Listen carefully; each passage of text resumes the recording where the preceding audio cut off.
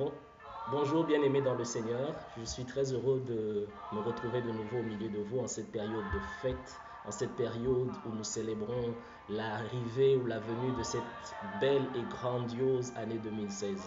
Je voudrais, alors que nous sommes en train de prier, de fêter, que nous soyons aussi en train de prier. Et à ce sujet, le Seigneur m'a confié 6 requêtes qu'il voudrait que nous puissions porter dans sa présence. 6 requêtes de prière au regard de l'actualité dans notre pays, 6 requêtes de prière liées à la marche dans notre pays, 6 requêtes de prière concernant les élections en RD Congo.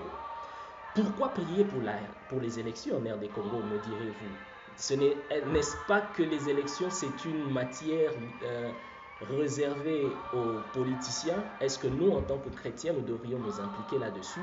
Je dirais oui.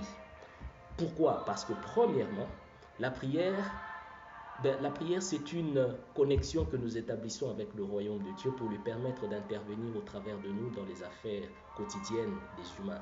La prière, c'est pas seulement une connexion, mais c'est une porte que nous ouvrons à Dieu pour lui permettre d'intervenir dans nos affaires à nous, que ce soit au niveau personnel ou au niveau collectif ou national. La deuxième raison pour laquelle Dieu voudrait que nous puissions prier pour la question des élections, c'est simplement parce que à travers Moïse, dans Deutéronome chapitre 1, verset 13, le Seigneur révèle que la question des élections ou la question liée à la désignation des gouvernants est une responsabilité du peuple.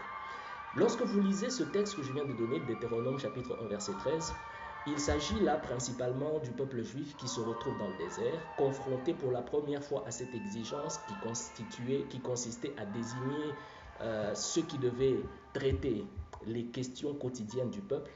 Vous comprendrez et vous constaterez avec moi que Moïse n'a pas prié pour que Dieu lui révèle les noms des personnes qui devaient diriger le peuple au quotidien. Moïse n'a pas non plus de lui-même porté un choix sur les chefs des différentes tribus afin de les établir. Mais Moïse a fait savoir au peuple qu'il était de sa propre responsabilité, le peuple, de choisir les personnes qui devaient diriger. Moïse dira donc au peuple, choisissez vous-même parmi vous ceux qui sont intelligents, sages et dotés d'une très bonne réputation, et moi je vais les investir. Et donc Moïse révèle que la question de la désignation des responsables est une exclusivité du peuple. Et aussi, pour nous en tant que Congolais, la question des élections, c'est une exclusivité du peuple congolais. Nous devons donc être impliqués dans ce qui se passe. Alors, venons-en maintenant à ces 6 requêtes que le Seigneur a déposées dans mon cœur. La première requête est la suivante. Dieu voudrait que nous puissions prier le Père dans le nom de Jésus, afin que dans ce processus électoral règne la vérité, règne la paix, mais aussi règne la justice. J'ai interverti. Dieu voudrait que nous puissions prier pour que règne la vérité, la justice et la paix dans ce processus électoral, mais aussi dans toutes les institutions et dans tous les secteurs impliqués dans ce processus électoral. La deuxième intention que le Seigneur voudrait que nous puissions lui présenter en prière, c'est en rapport avec les différents acteurs impliqués dans ce processus. Que ce soit la CENI, le Parlement, le gouvernement, la société civile, les partis politiques ou même les confessions religieuses, le Seigneur voudrait que nous puissions prier afin que dans ces institutions, au sein de ces environnements ou de ces acteurs, puisse régner la vérité, la justice et la paix. Et que tous les projets, tous les plans qui tendent à aller à l'encontre de la vérité, à l'encontre de la justice, à l'encontre de la paix, puissent tout simplement échouer. La troisième intention de prière que le Seigneur voudrait que nous puissions lui présenter est la suivante. Le Seigneur voudrait que nous puissions prier le Père dans le nom de Jésus afin que les différents acteurs puissent trouver très rapidement un consensus dans ce processus électoral. Quand j'entends par consensus, je fais simplement allusion au fait qu'ils doivent se mettre d'accord rapidement sur les priorités en matière des élections. Pourquoi se mettre d'accord? Parce que la Constitution, par exemple, nous fait savoir que nous devons, en matière d'élections, organiser 11 scrutins électoraux. Certains sont déclinés en mode direct et d'autres en mode indirect. 11 scrutins, c'est beaucoup. Et nous ne serons pas en mesure, certainement pas en mesure de les organiser dans le temps qui nous reste. C'est la raison pour laquelle nous devons prier, afin de demander au Seigneur, afin de recevoir de la part du Seigneur cette grâce qui permettrait à nos différents acteurs de trouver un consensus rapidement sur les priorités électorales du moment. La quatrième intention pour laquelle le Seigneur voudrait que nous puissions prier, c'est en rapport avec la revisitation de certaines lois. Il y a impérativement certaines lois qui doivent être revues, updatées ou mises à jour. Je parle par exemple de cette loi qui fait part de je parle par exemple de la loi électorale qui nous renseigne, notamment dans son volet de la répartition des sièges, qu'il y a une nécessité de mettre à jour cette loi. Nous sommes passés de 11 provinces à 26 provinces aujourd'hui et cette configuration du pays qui a changé va certainement avoir une implication sur la répartition des sièges, notamment au Parlement.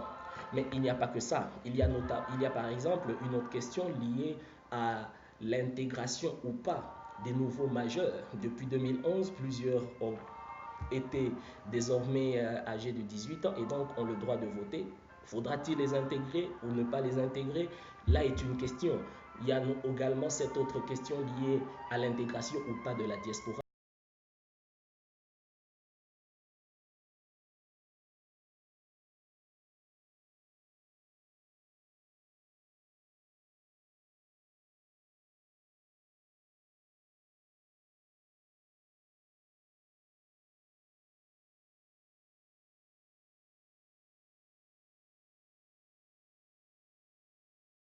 Étape préparatoire précédant les élections, notamment le processus de la révisitation du fichier électoral.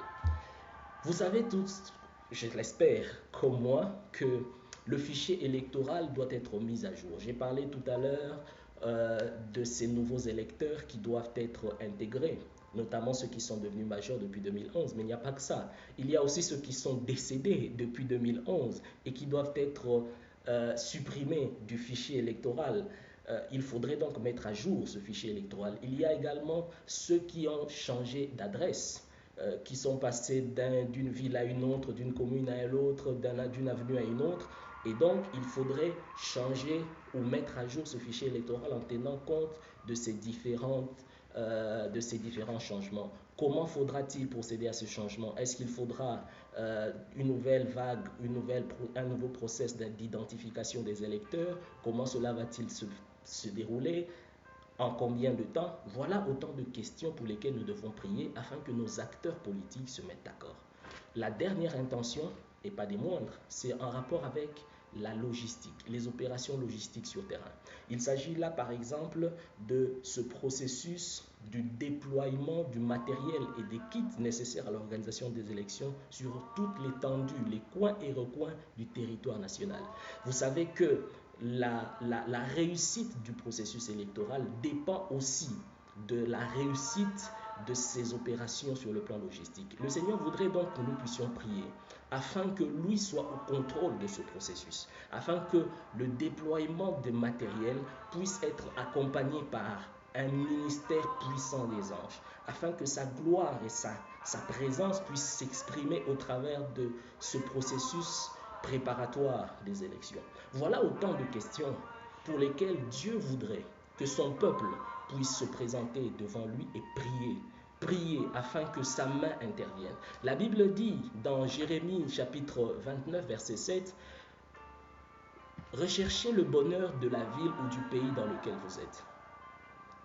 Priez l'Éternel pour son bien, car votre bonheur dépend du sien, dépend du bonheur, dépend de la paix, dépend de la vérité et dépend de la justice qui règne au sein du pays ou de la ville dans laquelle vous vous trouvez. Voilà une autre raison pour laquelle Dieu voudrait que nous puissions prier. La dernière raison, elle est celle qui me donne de l'espoir, elle est celle sur laquelle je bâtis ma foi. Le Seigneur nous dit, approchez-vous avec assurance devant son trône de grâce, convaincu que vous recevrez toujours le secours nécessaire en temps de besoin.